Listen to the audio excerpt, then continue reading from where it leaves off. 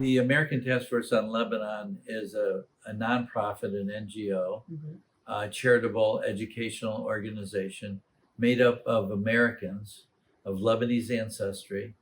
And we care a great deal about the U.S. Lebanon relationship and how we can bring our two countries closer together on common interests and common values. And of course, we have a very special love for the home of our ancestry, Lebanon. And so it makes for a very interesting organization. I was 44 years old when I first saw Lebanon. And my father had come to America in 1910. So you can imagine how long it had been for us to have any contact directly with Lebanon. That's the makeup of our organization. Many second and third generation Lebanese Americans who have never seen Lebanon, who care a great deal about the land of their ancestors.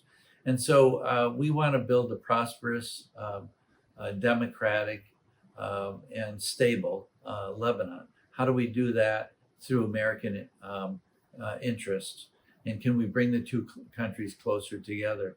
In that sense, we bring a lot of good ideas to Lebanon in terms of how America is thinking and how they can help. But in the reverse, we come back home from these trips and we often advise American policymakers on what they should be doing better and different. In that sense, I think we've developed a very strong reputation in the United States with the administration, no matter which one it is, and also with the Congress. It's a very bipartisan group who cares a great deal about U.S.-Lebanon relations.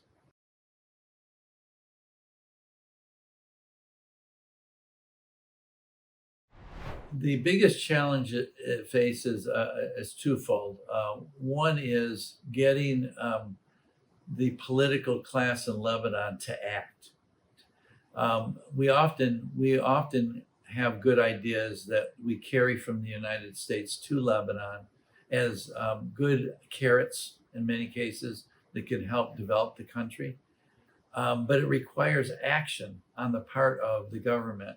And so many times that we work with them, and so many occasions, we find that they're unwilling or unable to make decisions.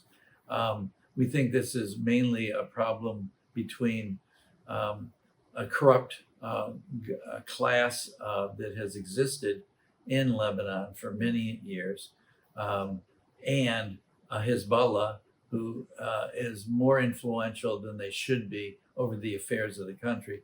The combination of personal interests with Hezbollah's interests, I think, has really affected our ability in many cases to convince the United States to do more for Lebanon. So that's one challenge.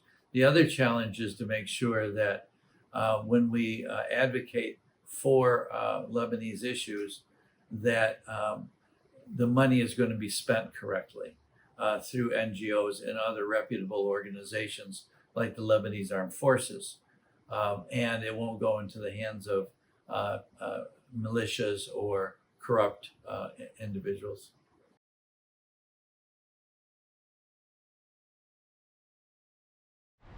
A great question. I think ATFL has been around 37 years. It's multi-confessional. All the major religions in Lebanon are represented on our board of directors and in our membership. It started off as an organization that wanted to raise awareness of what Lebanon is, what it can be to the United States, and also connect our diaspora with the U.S. government here in this country, as well as connecting our diaspora in Lebanon. But now it's evolved. It's evolved into, I think, a very important educational organization. We're able and we're trusted to advise and educate the United States Congress, the House and the Senate, Republican and Democrat. They call us often for information and advice. They trust us now. That's a big step forward. Same in the administrations. You know, I've worked now with 3 administrations: Obama, Trump, Biden, I guess, for Trump again. And what we're finding out in our dealings with them is there's great respect for the work we do and trust that we're going to tell the truth. Mm-hmm. I think that has been very helpful. And that's the biggest challenge we have. But I think we've shown in many cases, particularly in the case of the Lebanese Armed Forces, that we can show that there are institutions in Lebanon, the most important institution, deserves support. Also, the university system needs support, AUB, LAU, the public schools, and we can talk about that more.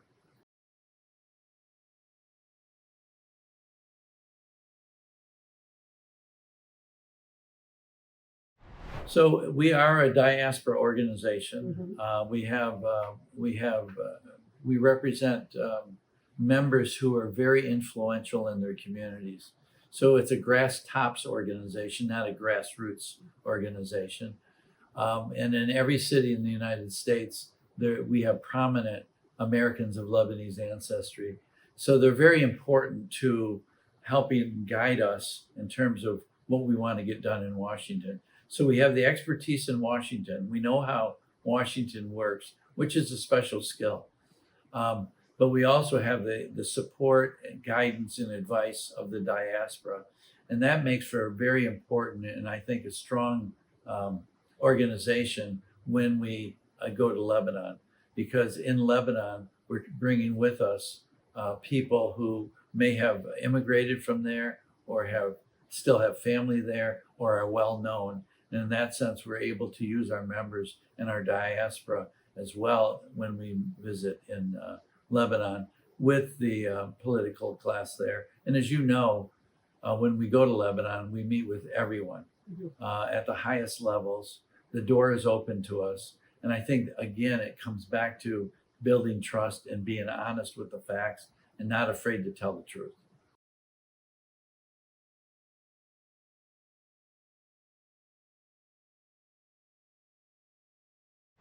This is new to us.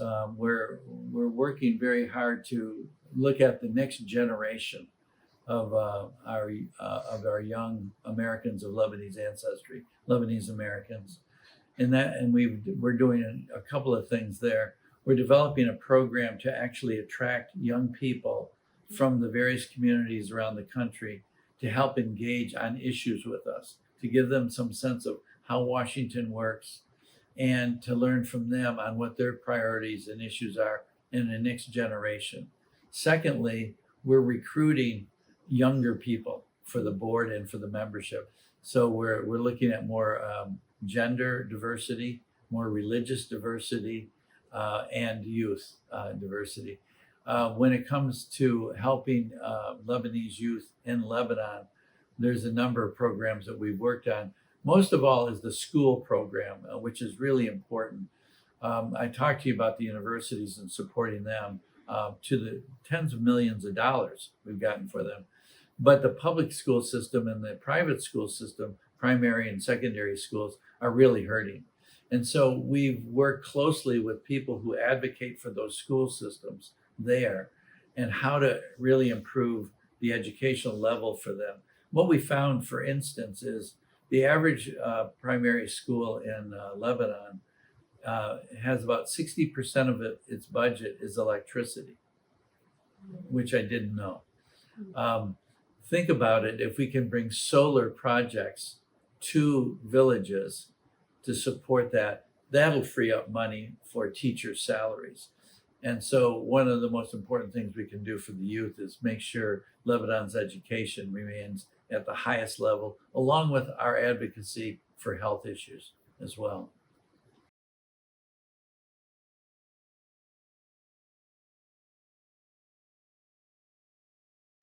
So our short and long-term goals are the following. Right now, we've been kind of sidetracked the last few years. It started with the collapse in 19, and then the Beirut bombing, and other kinds of things that have happened along the way. Now there's a war. So right now, today, our priority is get a ceasefire, get a president elected, so that that president can, the head of state, can represent the country of Lebanon in a negotiation with Israel and other partners on what the long-term solution is going to be on the border crisis. How are they going to get to 1701, 1559, some of these other things? How are they going to settle the land border?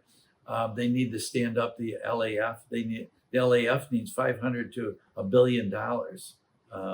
So it's a lot of money there. We need a head of state that can form a government that can be trusted to implement these very important things on the border. LAF is important as well. And of course, reconstruction of the South now is very important, along with humanitarian aid for the displaced. So that's kind of the most immediate. Of course, the longer term issue and the issue that we were involved with prior to all these collapse was the economic program, and working very diligently with the parliament and with the leaders of the government for an IMF program. We'll get back to that, but it's been pushed back with these other priorities. So those in a nutshell are the most important things, along with education, health, and some of these other initiatives.